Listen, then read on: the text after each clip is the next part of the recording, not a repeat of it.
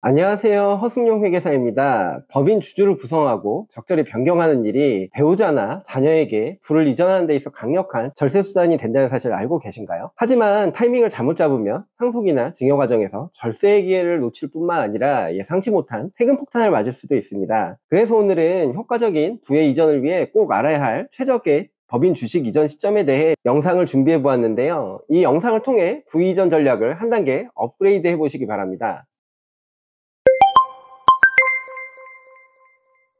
절세와 부의 이전에 있어 법인의 주주 구성은 정말 중요합니다. 예를 들어 법인 배당소득이 있는 경우를 생각해 볼까요? 아버지가 법인의 100% 주주로 있다면 2천만 원까지 배당소득에 대한 분리과세가 가능합니다. 그런데 2천만 원을 초과하는 배당을 받게 되면 아버지의 근로소득이나 사업소득 등과 합산이 되어 높은 소득세율이 적용이 되는데요. 결과적으로 더 많은 세금을 내게 되는 상황이 발생할 수 있습니다. 하지만 자녀를 같이 주주로 구성하면 동일한 배당소득을 아버지와 자녀가 나눠 받을 수 있는데요. 이렇게 하면 소득자의 명의가 분산돼서 각각 2천만 원씩 분리과세를 적용받을 수 있게 됩니다. 뿐만 아니라 배당소득이 2천만 원을 초과하게 되더라도 두 사람의 소득으로 나뉘게 되면 소득세율이 급격히 높아지는 구간을 피할 수 있기 때문에 전체적인 소득세 부담이 줄어드는 효과를 볼 수도 있습니다. 절세 효과 외에도 부의 이전 관점에서 법인 주주 구성이 중요한 이유가 있습니다. 아버지가 근로소득이나 배당소득을 통해 형성한 재산을 자녀에게 증여할 경우 이미 아버지가 소득세를 납부한 재산에 대해 자녀가 또 증여세를 납부해야 되는데요. 이는 매우 부담스러울 수 있습니다. 특히 아버지의 경우 근로소득과 배당소득으로 인해 소득순이 높아 높은 소득세율을 적용받게 될 가능성이 큰데요. 하지만 자녀를 법인의 주주로 구성하고 주기적으로 자녀가 배당을 받게 되면 상황이 달라지게 됩니다. 자녀는 배당에 대한 소득세 한 번만 납부하면 되기 때문에 부의 이전 과정에서 발생하는 세금 부담이 훨씬 줄어들게 됩니다. 자녀 입장에서도 법인의 주주로 구성되는 것은 큰 이점이 있는데요. 배당을 통해 적법한 소득 출처가 만들어지기 때문입니다. 이는 단순히 절세 효과를 넘어 자녀가 배당 소득을 통해 지속적으로 재산을 형성할 수 있는 기반이 된다는 점에서 매우 중요한 의미를 가집니다. 결국 법인 주주 구성의 설계와 타이밍은 단순히 세금을 줄이는 것을 넘어서 가족의 재산을 체계적으로 이전하고 키울 수 있는 중요한 전략이 된다는 점을 꼭 기억하셔야 합니다. 특히 법인을 설립할 때 주식가치가 액면가 기준으로 가장 낮을 때라는 점에서 주주 구성을 미리 계획하는 것이 정말 중요한데요. 법인의 이익이 늘어나고 시간이 지날수록 주식가치는 자연스럽게 상승하게 됩니다. 이렇게 주식가치가 높아진 이후에 증여나 양도를 통해 주주 구성을 변경하려고 하면 상대적으로 더 많은 세금이 발생할 수 있는데요. 반면 법인 설립 초기 단계에 배우자나 자녀를 주주로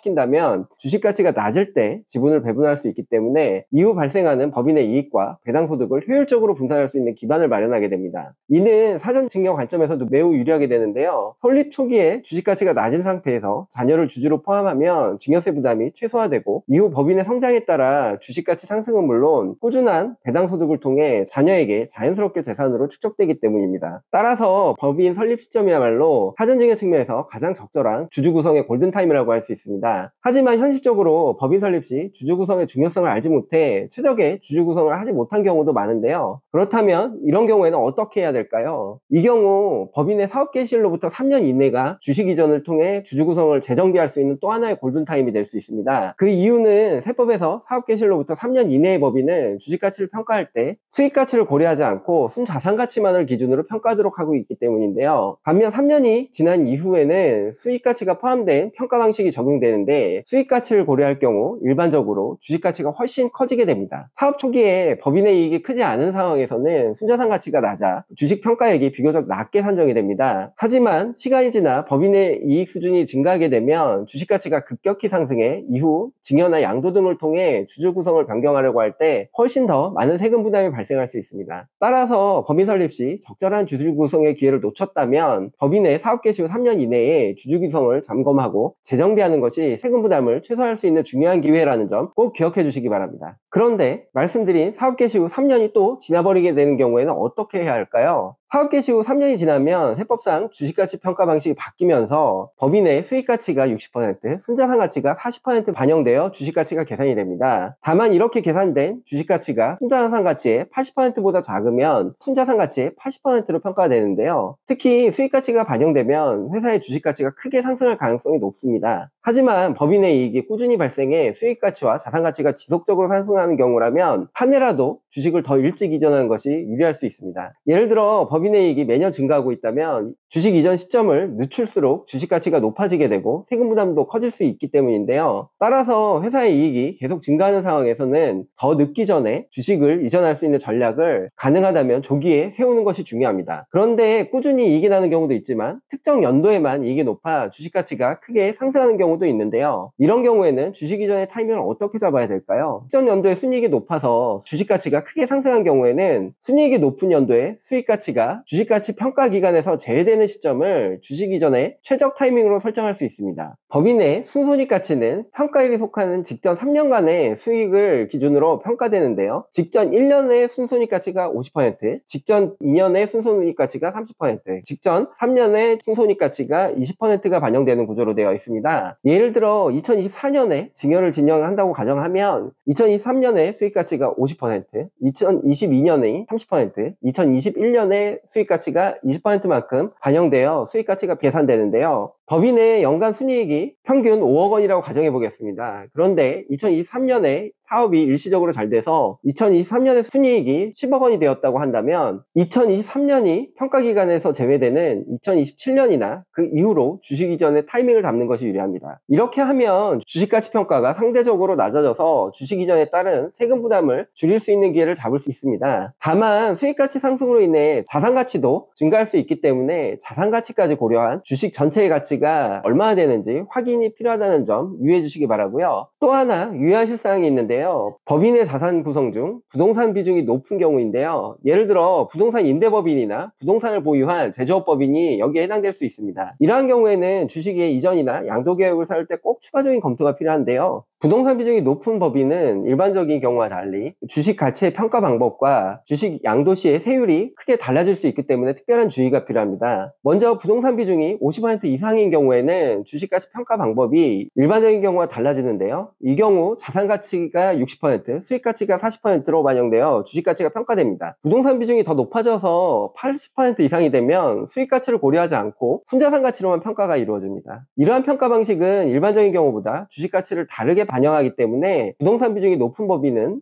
반드시 이 점을 고려해서 주식 이전 시점을 판단해야 합니다. 또한 부동산 비중이 50% 이상인 경우에는 주식 양도시 세율도 달라지게 되는데요. 일반적으로 중소기업인 비상장 주식의 경우 대주주에 대해 과세표준 3억 원 이하는 20%, 3억 원 초과분에 대해서는 27.5%의 양도소득세율이 적용됩니다. 아무리 양도 차익이 많아도 최대 27.5%의 세율이 적용된다는 의미인데요. 그런데 부동산 비율이 50% 이상인 법인의 경우 주식을 처분할 때 부동산을 처분한 것처럼 간주돼서 소득 구간별로 6%에서 최대 45%의 일반 소득세율이 적용됩니다. 이로 인해 세금 부담이 훨씬 커질 수 있다는 점 꼭 염두에 두셔야 합니다. 따라서 부동산 비중이 높은 법인의 경우 주식을 이전하거나 양도하기 전에 부동산 비중과 주식 평가 방식 그리고 세율 구조를 면밀히 검토해야 된다는 점 꼭 기억해 주시기 바랍니다. 지금까지 설명드린 내용을 요약해서 체크리스트로 만들어 보았는데요. 보시는 체크리스트 확인하셔서 법인의 상황에 맞는 주식 이전 타이밍과 전략을 계획해 보시기 바라고요. 적절한 주식 이전의 타이밍은 세금 절감뿐만이 아니라 부의 이전에 있어서도 큰 영향을 미치는 중요한 과정이라는 점 꼭 기억해 주시기 바랍니다. 지금까지 법인의 주식 이전과 주주 구성 변경의 최적 시점에 대해 살펴보았는데요. 주식을 이전하거나 주주 구성을 재정비할 때는 법인의 사항과 세법상 평가 기준 그리고